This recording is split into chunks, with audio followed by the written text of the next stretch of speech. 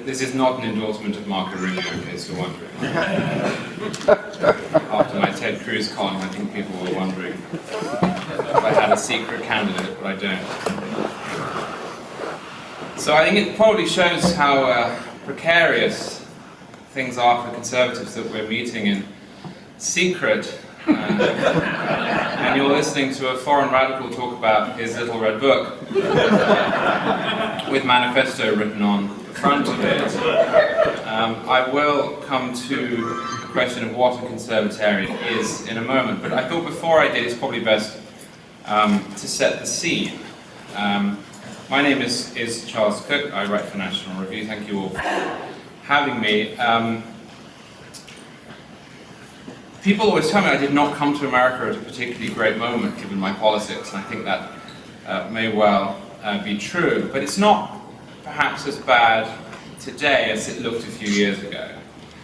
There is some good news. The good news is that Obama has not realigned American politics forever. Progressivism is not ascendant. It's powerful, but it's not ascendant.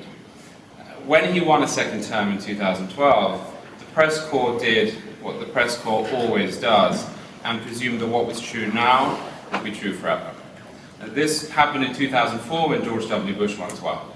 All those books you see on shelves, never to be read again. The permanent Republican majority, Bush country. The end of the Democratic Party. That didn't happen.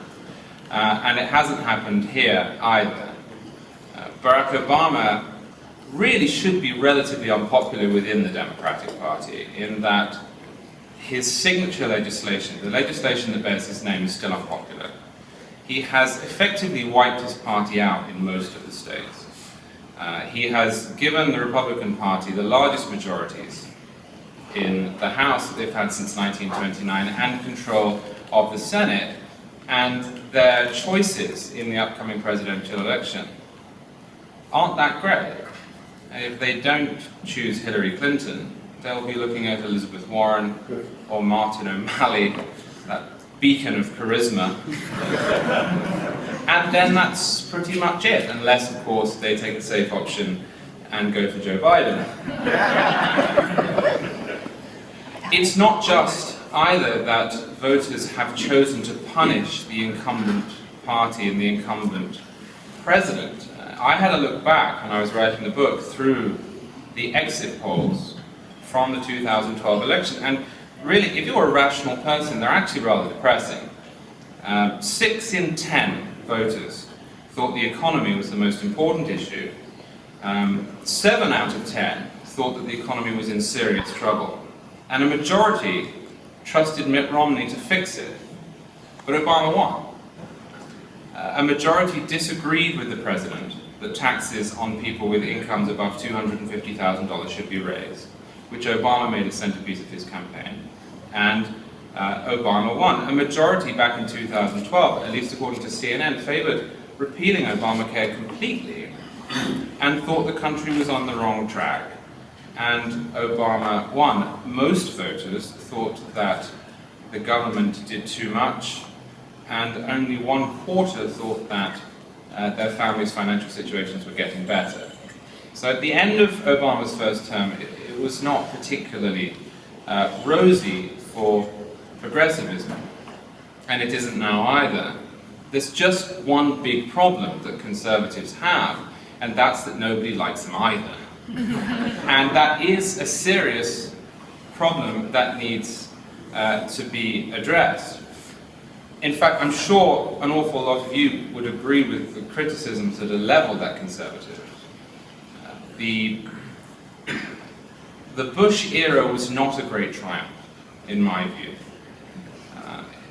It is said that George W. Bush had his presidency hijacked by events, and that's true. He ran promising a humble foreign policy. But there was no reason that the attacks on 9/11 needed to bring Medicare Part D. There was no reason that the changed world environment needed to bring No Child Left Behind. These are not related. decisions. And when Republicans had full control of the government for 6 years, they made decisions that I imagine a large number of you would rather that they hadn't. And of course, Bush's presidency ended with TARP and with the financial meltdown. And with the spawning of the Tea Party, which, whatever MSNBC might think, is not the product of Barack Obama, but was the product of Bush, and then exploded under Barack Obama when it came to the increase in spending and then the passage of Obamacare. It is easy for conservatives to react to that news by saying, well, then we need to go back to Ronald Reagan. Frankly, I'm a little bit sick of hearing Ronald Reagan's name, not because Ronald Reagan was not a great man of history, he was, but firstly, because he left office in 1989, and it's now 2015, and simply running conventions every year at which candidate after candidate says, my policy is to be like Ronald Reagan, looks odd.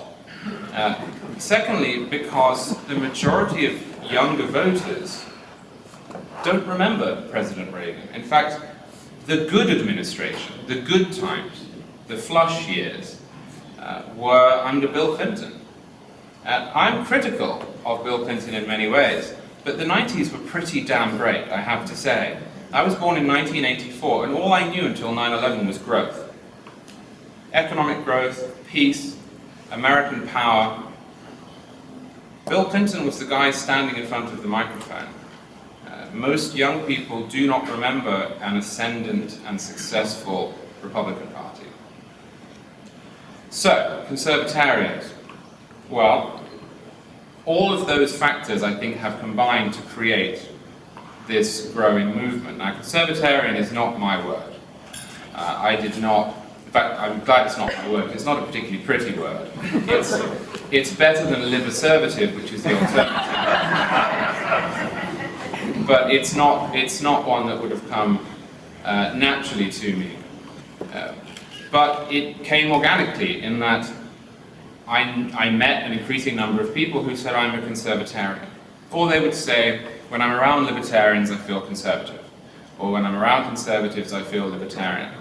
Sometimes this was cynical. Really, they were conservatives, but they didn't want to say that because they were at college, or they wanted that girl over there to like them, and it's something of a buzzkill. Hi, I'm a Republican, sorry. But a lot of this genesis is a substantive change in thinking. It's a generational change in thinking. If we look, well, before I do that, I just want to read you this. This is from an essay called "Conscience of a Conservatarian" that I found in 2007 on the Free Republic website. There's something good on the Free Republic website. It's a bit hit and miss, that website, but the author says, the ink on the conservative label has been smudged by too much abuse of the term. There are people who call themselves conservatives these days who leave me scratching my head. And he seems to be equally irritated by neoconservatives and compassionate conservatives, who he says have failed to enthusiastically advocate less spending by government. But he doesn't like libertarians because they have unacceptable positions on abortion, drugs, and immigration.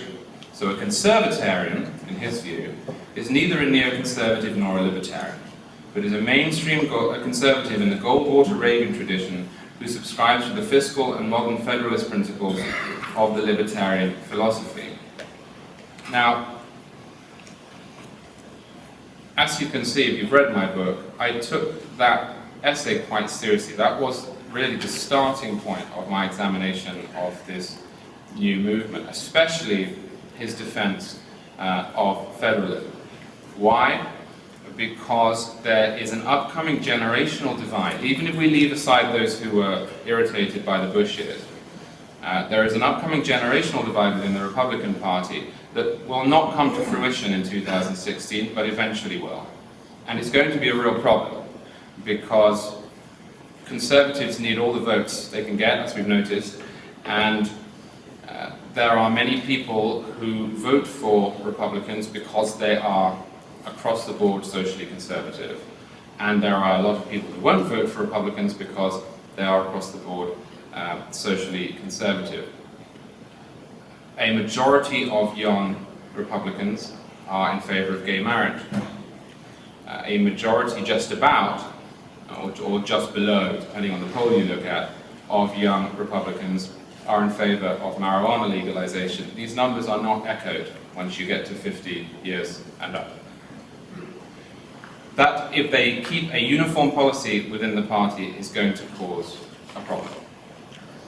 Before I explain how to fix it, or how I think we should fix it, I just want to take on the social issues term, lest I mislead you.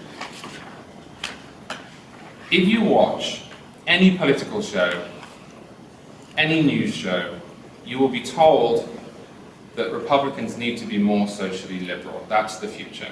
And I think this is far, far too simplistic. Social issue is a really poor umbrella term for what really is a collection of questions that have nothing to do with one another. Electorally and intellectually, nothing really connects drugs, marriage, and abortion. I mean, the war on drugs is government intervention in the economy. It's the marking of certain products as being illicit. It's the state interposing itself in the market. You can't trade this, you can't grow it, you can't ingest it, you can't possess it.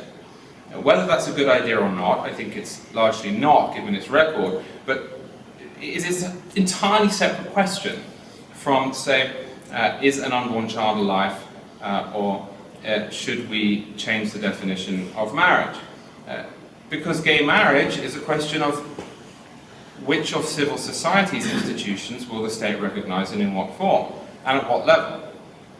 And abortion is a question of at what point a human being, or a fetus, or a baby, or an unborn child, whatever you want to call it, becomes a life worth respecting, and how that should be done.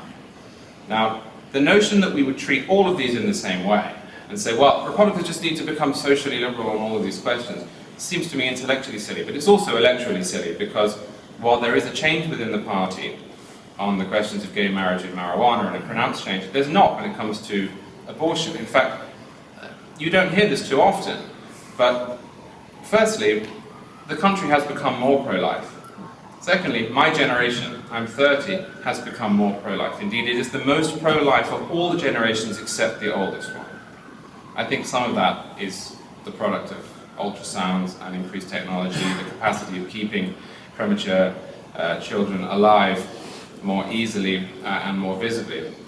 Thirdly, Americans, although in the 60s, the percentage point is in the 60s, are okay with abortion in the first trimester, Americans are deeply uncomfortable with it in the second and the third. I mean, the numbers just drop off. They go down to sort of 23%, I think, for the second, and 17% for the third.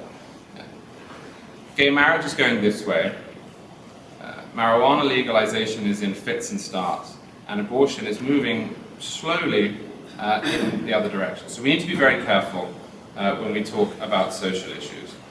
And so, having looked into this, the Conservatarian moment, those who are upset at the Republican Party's performance, those who tend to be younger and less impressed by traditional conservatism, at least as it has been preached, is a reaction both to failure, but also is a positive-looking ideology that Republicans are going to have to embrace. Now, how do they do that? Just out of interest, how many of you would say you were pro-life? And how many would say pro-choice? And in favor of gay marriage?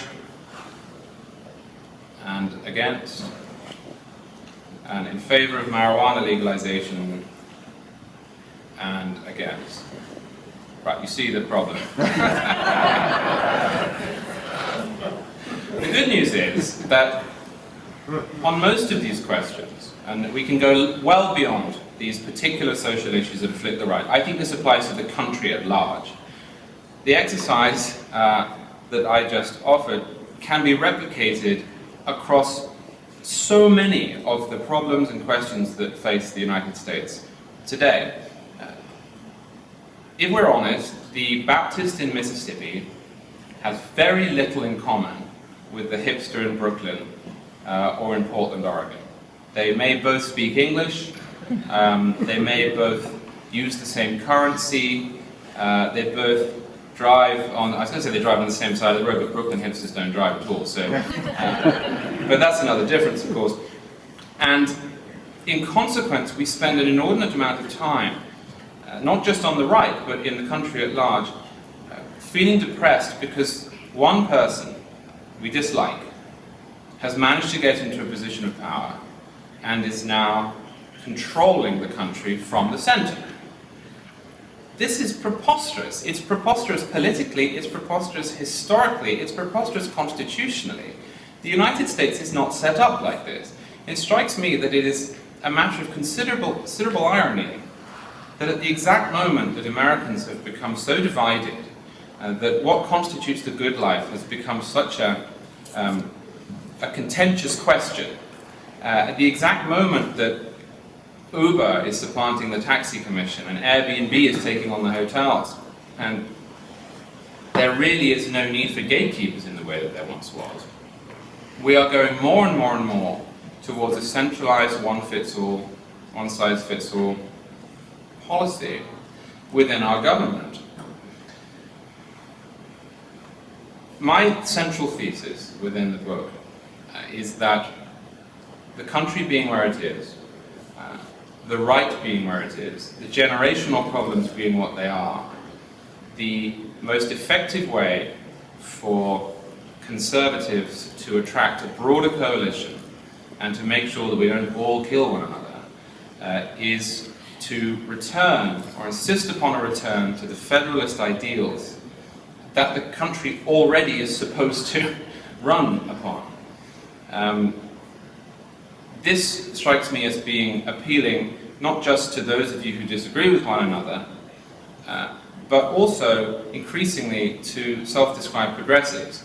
If you look at Colorado and Washington, where they recently legalized weed, you can understand how those who voted yes would feel irritated that their decision is largely resting upon the whim of Eric Holder. Washington, if the federal government so decided, could effectively be shut down tomorrow. There are laws on the books. The New York Times yesterday cluelessly suggested that Ted Cruz was a hypocrite because he thought it would be okay if the federal government got out of the marijuana question, but was angry with the Obama administration for not enforcing the law. Well, actually, Cruz's position is entirely consistent. That the way forward here is to remove the federal government from that question so that Colorado can do as it wishes and Mississippi can do as it wishes, but to expect the federal government to enforce those laws that are on the books. Conservatives really should be doing a better job at telling progressives, look, the big government that you think you want is the one that's hanging over you like a sword of Damocles every time you light up. Whether you approve of their doing so or not, clearly those communities want to be able to do that. And a bizarre little fact I discovered recently is that in the Gonzalez v. Raich decision, which was sort of a rerun of Wickard-Filburn, allowed the federal government to use the Commerce Clause to stop a woman in California from growing marijuana for medicinal purposes, as that state allows. The amicus briefs that were filed with the court asking the federal government to be protected in its capacity to go in and shut her down were signed by progressive groups who are in favor of marijuana legalization. And why do you think that is? Because progressives love central power. They love national power. They want the federal government to be strong. And so you had a conservative attitude that said we don't like marijuana, but we don't want the federal government to be able to regulate it, and a progressive attitude that said we like marijuana, but we think the federal government should be able to shut it down if it wants. This doesn't make a great deal of sense, and again, we should be making inroads with those groups who have managed to effect the change that they want to see at the local level and are then being attacked from the centre. Now, I think that would be good policy, and I think it will be good politics. Given how divided this room is, I think we can see that on questions that matter an awful lot to people, a single national policy is not the best way forward. But I also think it's good for individuals and it's good for political communities in general. I've long had this theory that you can tell how intrusive the federal government is by how many laws the Amish need exempting from. And we think about it, 200 years ago, if a community of bearded, gun-owning, religious men had said, we want to go over there and live how we want, people would have said, well, that's what we all do, right? Now, they are egregious. We make television programs about them because they are odd compared to the rest of us. And every time a national law is passed, they have to carve out an exemption for the Amish. The Amish are, in a sense, the canary in the coal mine, because they don't want to affect how people live in Illinois, in Chicago, I should say. They don't want to affect how people live in Greenwich, Connecticut. They just want to be left alone. Now, if you said to an Amish person, well, we need to arrange for you to send all of your money and all of your hopes to Washington, and then they will send it back to you on the understanding that if you vote the same way as everyone else in the country, you might like it some of the time. I think they would think you were high. And the reason for that is that they are quite happy in their community. They're quite virtuous in their community. They're quite secure in their community. This is not just because, like most Americans, they prefer their local government to a national government. I have some numbers here. 10 years ago, 2/3 of Americans thought that the federal government was broadly as competent as the local governments and the state governments, just 10 years ago. And now, the federal government's rating is 33%, and 62% disapprove. Ratings of state governments, on the other hand, are in positive territory. 52% are in favour, and then local governments are at 61% in favour. The makeup of which side dislikes the federal government depends on who's in power, which goes back to what I was saying earlier, was that if your guys are in power, you like the federal government, and if the people you hate are in power, then you dislike the federal government. But that seems to make a lot of sense. But back to the virtue point. When de Tocqueville wrote Democracy in America, he noted that federalism was not just a virtuous system because it could accommodate difference, but because it taught people to be good citizens. It taught people politics. It taught people understanding. At the moment, and this is no slight on myself or on any of you, I'm sure you're all very smart, attractive, and muscular, but you cannot possibly know everything that's going into the federal budget. You cannot possibly know enough about national policy because there's just too much being done. And because of that, there are little pockets at any given point that are being oppressed by an ignorant majority. I don't know, there's probably, I'm going to go on a limb here. There are probably not too many people in this room, for example, who are lumberjacks. Are any of you lumberjacks? Right.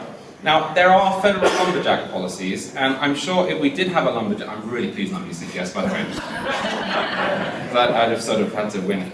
But no, look, there are federal lumberjack policies, and if they're bad, none of you know and none of you care. And unless it gets so destructive that there's no timber anymore, none of you know about that. But of course, if you're running your town, or your school, or your local community, then your local lumberjack is going to say to you, you're ruining my business. But also, if you make a bad decision in more traditional areas, education, taxation, zoning, and so, business regulation, then your village is going to go down the pan, and you are therefore going to recognize the inputs and the outputs. You're going to see that your behaviour had real consequences. Well, we don't see that at the moment. We don't see that, and we're worse off for it, because you're not being asked, should we invade this country? What should the tariff be? Do we want to build a railway through the centre of the country? You're being asked to contribute with your vote to a government that micromanages healthcare policy, that micromanages business regulation, that micromanages transport. And there's no way, however brilliant anyone here is, that you can possibly do it.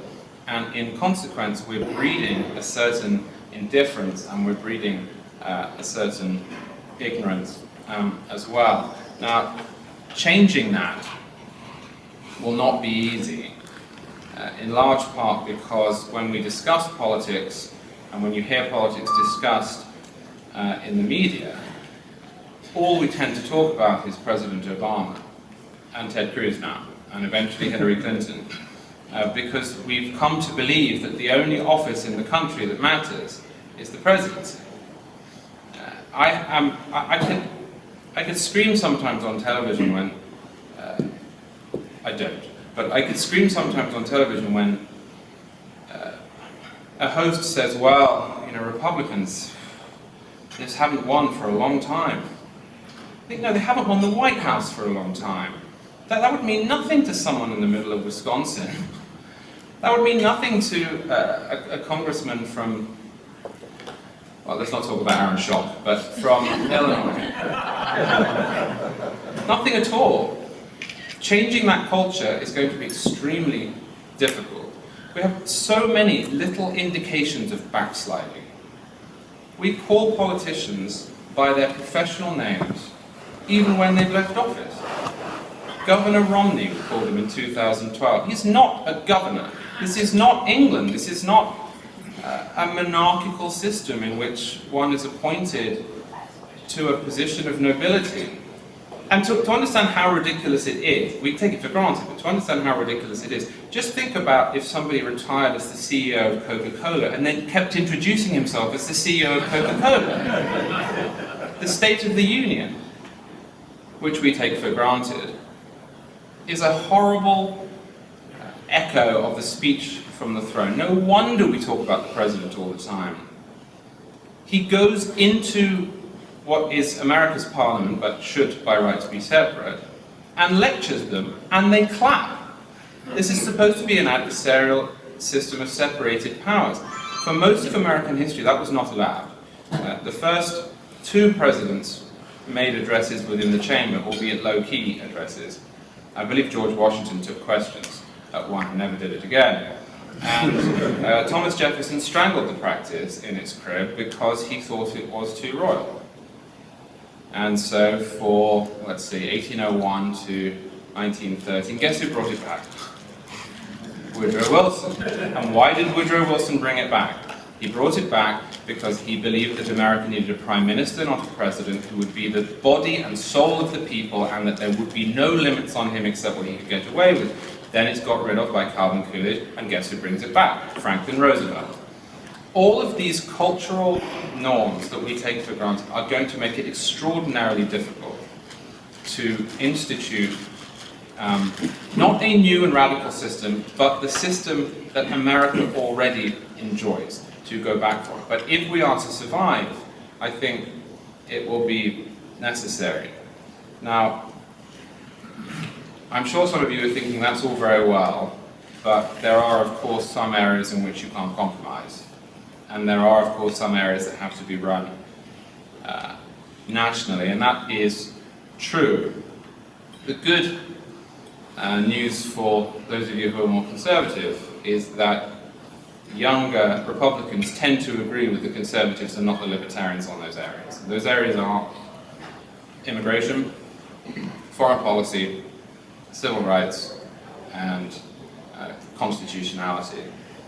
I just want to run through them quickly and make my case.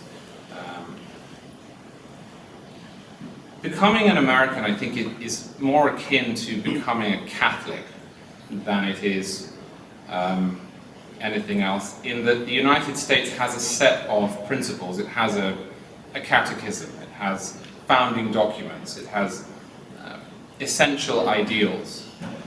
If you went and lived in China for 10 years, and, well, if I went and lived in China for 10 years, and then 10 years later said, well, I'm Chinese now, I'd probably be looked at a little funny. In America, if a Chinese person comes and lives here for 10 years, nobody cares either way what they look like, how they sound. They're an American, but there aren't certain expectations that go with that. That person could not say, well, I'm a communist and I want to overthrow the government and I don't believe in free speech and I don't obey the law and I don't want to work and I'm an American now. You'd say, well, not really, no, because it means something. That's why you have a ceremony, it's why you have a test, and it's why, in theory, the public schools teach civics. They don't, of course, do that, but just run with it because that's an entirely separate topic. The reason for that is that nations are more than economies. I don't agree with libertarians who argue that because conservatives tend to mistrust the national government, that they have to mistrust that government when it's electing who will come in and who will not. As far as I'm concerned, the existing polity, as a matter of moral right, gets to decide who will join it. That is the definition of nationhood, and gets to decide by what criteria people will be admitted. Back long before modern immigration controls were even dreamed up, Thomas Jefferson, in Notes on the State of Virginia, predicted, and I'm quoting, "We are to expect the greatest number of emigrants. They will bring with them the principles of the governments they leave imbibed in their early youth. Or, if able to throw them off, it will be in exchange for an unbounded licentiousness, passing as is usual from one extreme to the other. It would be a miracle if they were to stop precisely at the point of temperate liberty." Now, Americans had a really, really good experience with this. I think Jefferson was slightly overly worried there. But the point he's making is that the virtues we all enjoy tonight are not the normal condition of humanity. They didn't spring out of the ground. It wasn't as if, had anybody arrived on these shores, suddenly you get the Constitution and in 1969 we all go to the moon. And the reality is that the British brought with them certain principles that were then fought for and were then codified explicitly and that need to be protected. And if there is to be any immigration system at all, it has to be established to protect those values, which I think are increasingly fragile in an age of mass franchise and a welfare state. We do not have a sink-or-swim mentality anymore. I don't think there's any appetite for a sink-or-swim mentality. I think if the borders were opened and 20, 30 million people came in, those who could not support themselves would not be sent home. So these questions have to be decided nationally, and I would recommend they be decided more akin to conservative principles, the best meaning of the word conservative. Now, on foreign policy, there is a lot of discomfort with President Obama and his foreign policy. My view is not that he's trying to destroy America from within the bit, but that he just doesn't care about foreign policy at all. I think he has absolutely no interest in the area.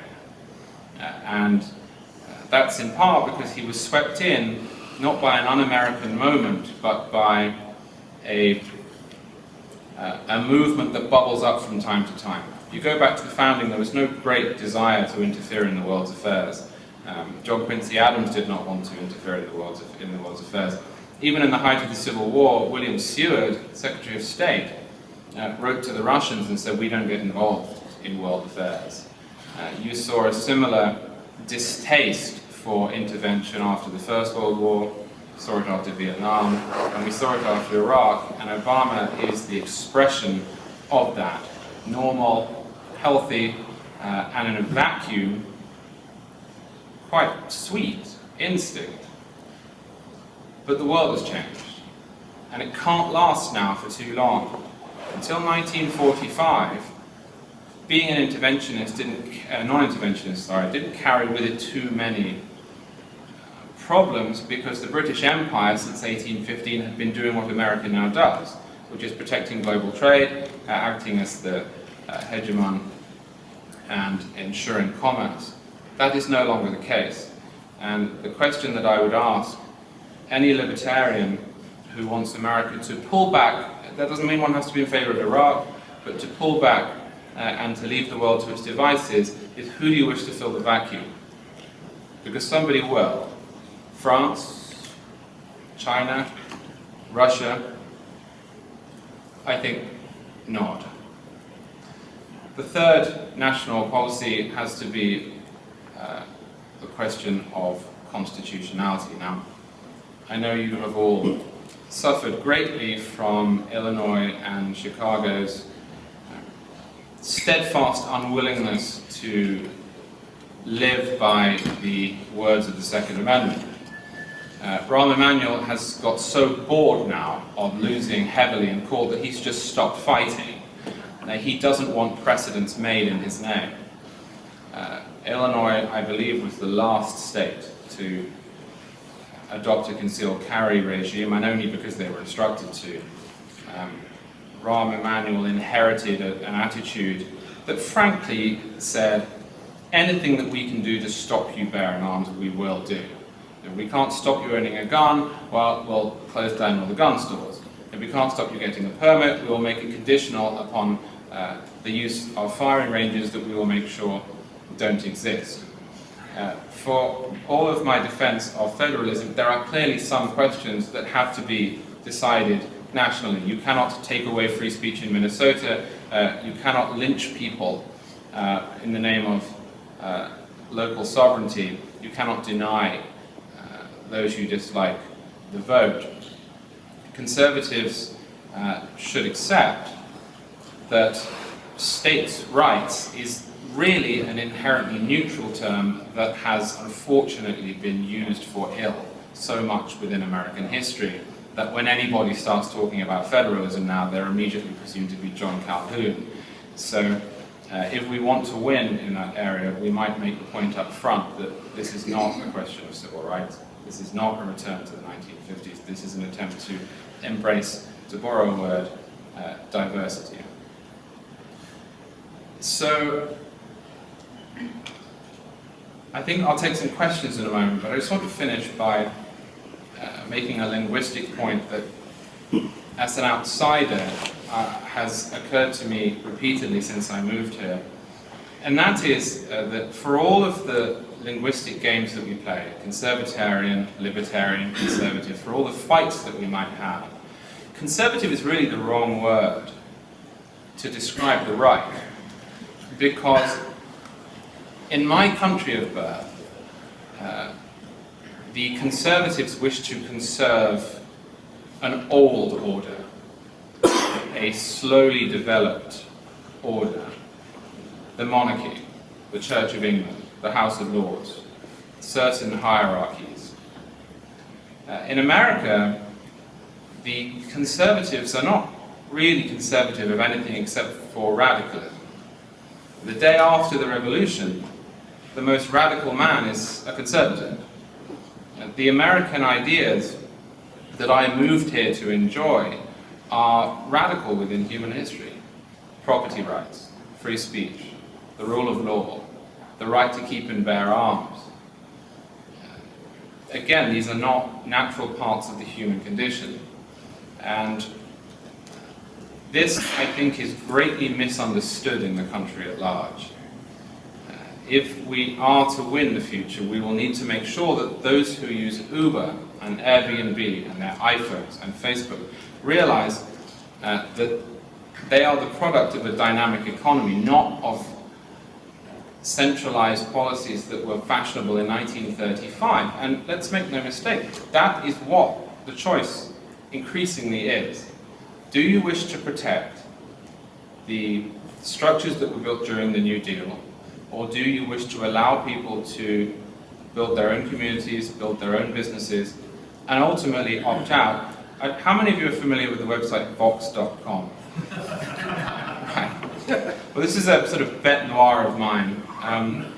But they had a piece there this morning, and it pretends to be the Wikipedia of politics, but it's actually just straight up progressive propaganda. And they had a piece this morning on how you can opt out of everything. That was what it was called. You can opt out of everything. Credit cards, emails that you don't want, group text messages. What was missing from it? Obamacare, Social Security, Medicare. Now, I'm not suggesting we overnight abolish all of those programs, or the Conservatives should run on that. But there is a generation of younger people growing up that doesn't realize that progressives are now the man, and that the Conservatives are the radicals. They're the ones that want to leave you alone. Until we make that case, we will continue to struggle. Hopefully, in my dangerous little red book, I have outlined a little of the path to get there. Thank you.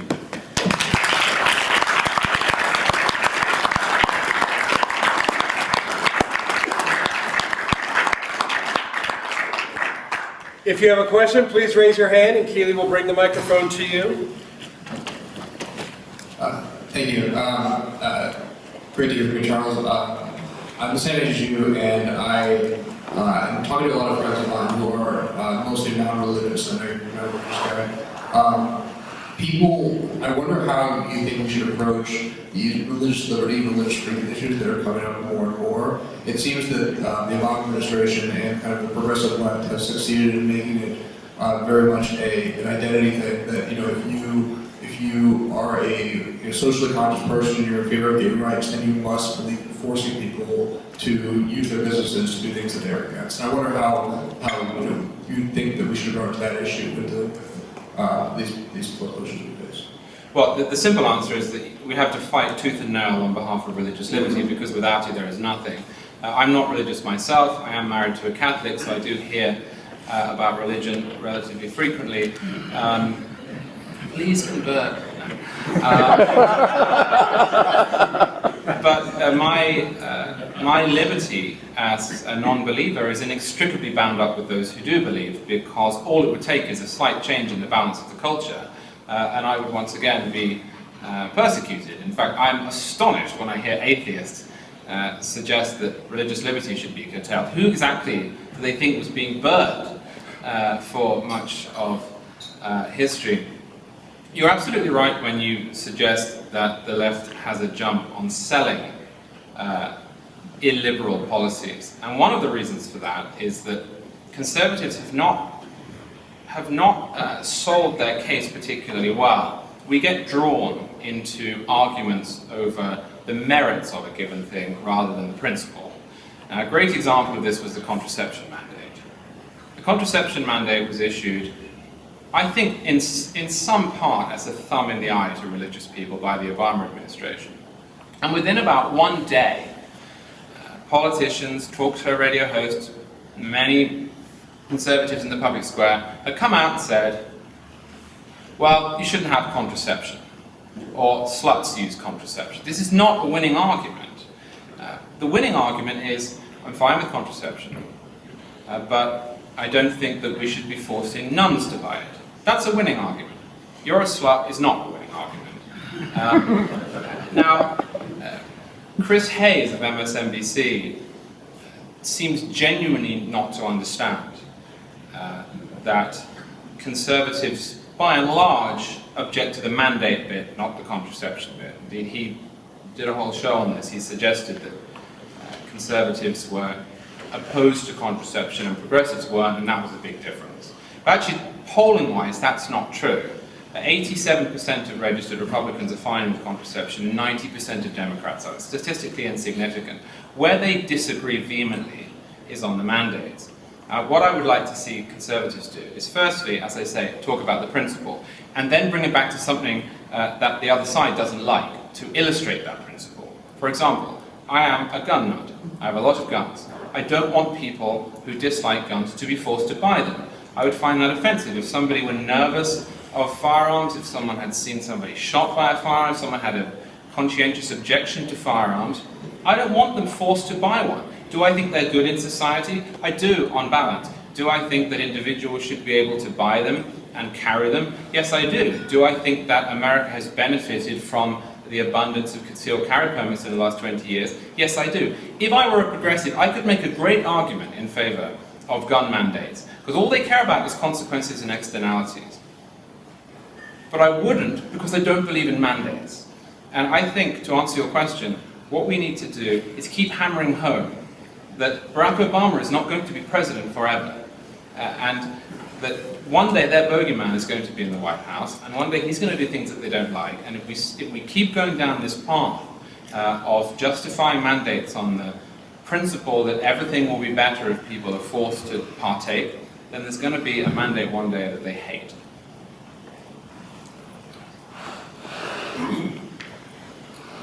I always thought that conservatives and libertarians should have a much easier time getting along if they understood that there are many, many, many things that can be done to reduce the size and scope and cost of government that do not offend either's principle.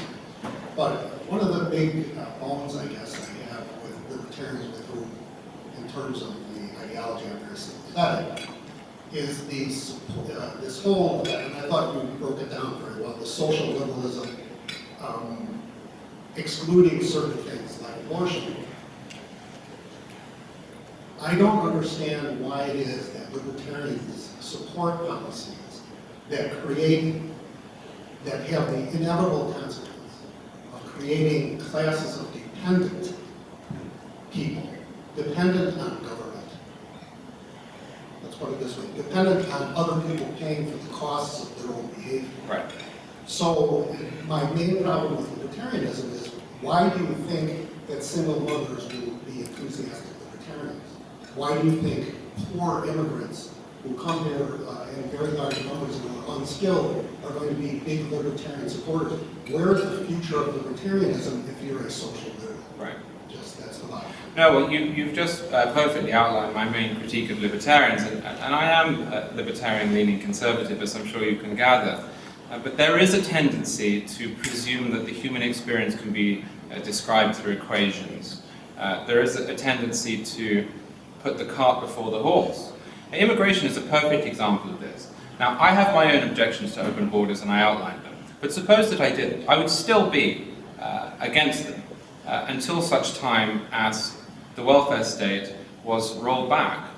Because, and Milton Friedman agreed with me on this, if we want to sort of use a libertarian hero, it is impossible simultaneously to have free movement of labor between countries and a significant welfare state. It's unfair to those who live here, it creates all sorts of perverse incentives, and it stops the market from working properly.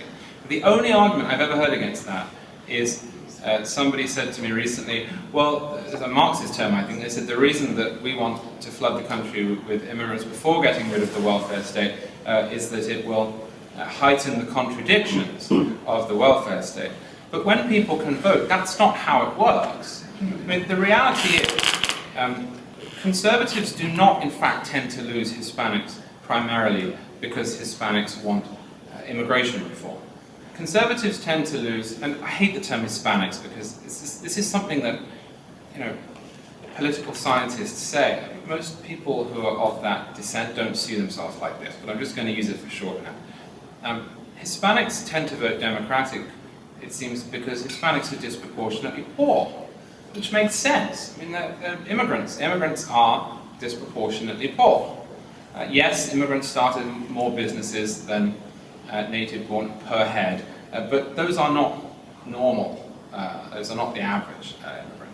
So you have this influx of people who I'm sure are mostly well-meaning, who are poorer than those who've had years, decades, maybe centuries to build up wealth and training and contacts. You have a large unassimilated population in California. My colleague Raihan Salam has written very movingly on this, that what responsibility do we have to them? Many of these are Americans, not first-generation immigrants. And then you have a party that promises help. I mean, you're exactly right. What do you think is going to happen? If you were to take away voting in America, which is not going to happen, if you were to immediately demolish federal welfare programs, then although I think it would be dangerous given that societies are so fragile, you could start to talk about open borders. But it does seem to me that you're right. Libertarians, the flaw of libertarianism is that it presumes that we can start every conversation from where we would like to be and not where we are. How do you find an executive that's willing to return to federalist ideals when having that cult of personality or that supersized ego is almost necessary in order to achieve the presidency? You don't. Well, unless you can reanimate Calvin Coolidge, which I'd be all for, but he may have been the only one.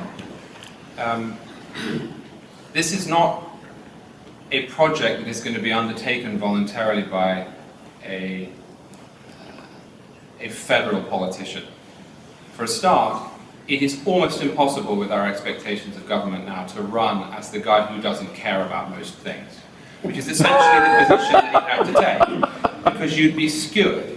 If you just imagine Scott Walker standing next to a Hillary Clinton, and the question is, well, what do you think about marijuana legalization? And Hillary Clinton gives her 1-minute answer with all of her statistics, and then Scott Walker says, I really don't care, it's up to you. I mean, I'd love that, right? I would immediately vote for that person.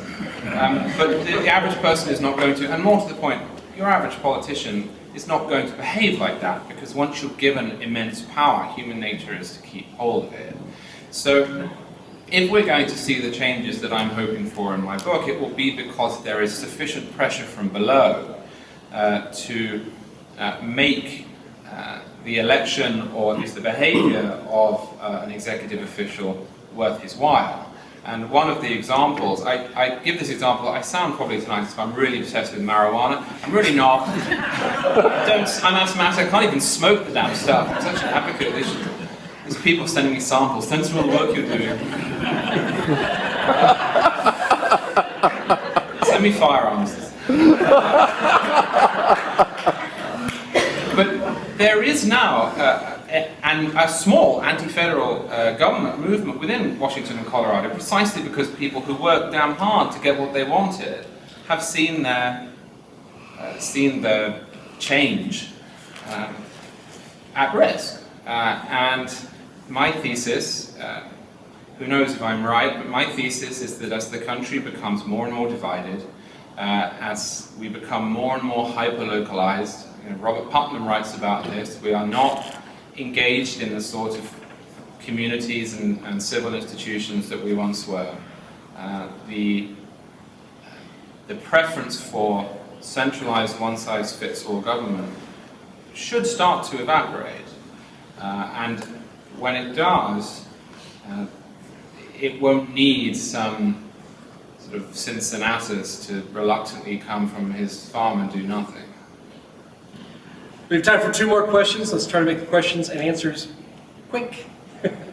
This question is really about presidential politics. You're speaking to a room of informed voters.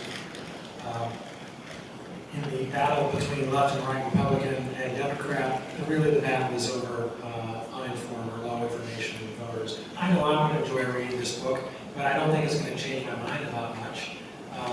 Likewise, if I was to give it to my 26-year-old daughter, she would have no interest in it and wouldn't be persuaded by it. So what does the Conservatarian say to the low information voter that is going to determine presidential elections now and for the rest of their life? That's a great question. Well, the first thing they should do is buy many copies of the book and see if they can get through it now. I think that, as I say, you have to bring it down to examples. One of the problems with our politics now is that because it's run centrally, maybe you get 3 seconds in which your particular issue is discovered, is debated and examined during a presidential election cycle.